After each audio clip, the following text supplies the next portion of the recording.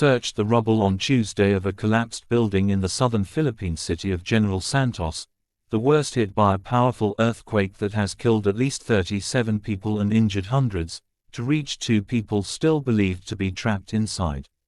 Regional Fire Officer Edgar Tanawan, who is leading the operation, told Reuters 2 people had been pulled out alive from the commercial building, housing a grocery store and other businesses, but a third was found dead. Scanners have so far detected no signs of life from the remaining 2, he added.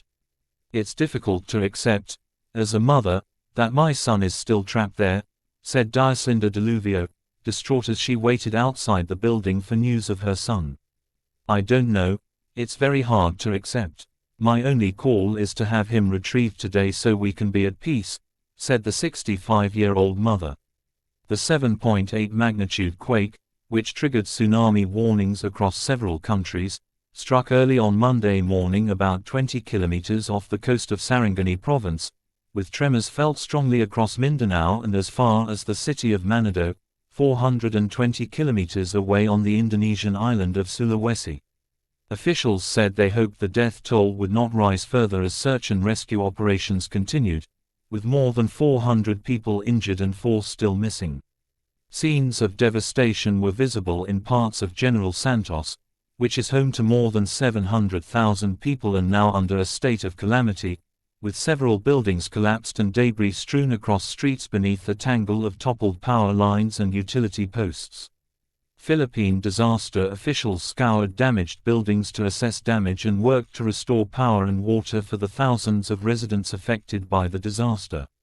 The quake came 8 months after the country suffered its deadliest tremor in 12 years, when a shallow 6.9 magnitude quake hit off the central island of Cebu, killing 79 people. Damage to schools, hospitals. The Philippines experiences hundreds of quakes each year and sits on tectonically complex parts of the Pacific Ring of Fire, a seismically active belt stretching from South America to the Russian Far East.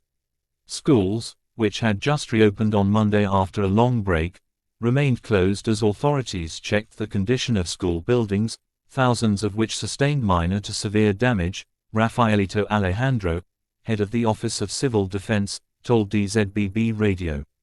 A video shared by one school of the moment the quake struck showed a large group of children sitting on a floor swaying violently from side to side, some hugging teachers, before they fled en masse as a makeshift shelter collapsed behind them.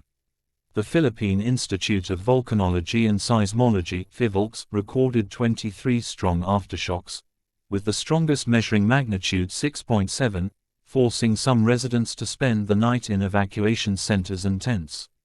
In General Santos and Sarangani, patients were treated in makeshift tents as officials worked to ensure hospitals were safe, Health Secretary Teodora Herbosa told DZBB, adding the restoration of power was critical as outages limited access to sensitive and sophisticated treatments needed by patients.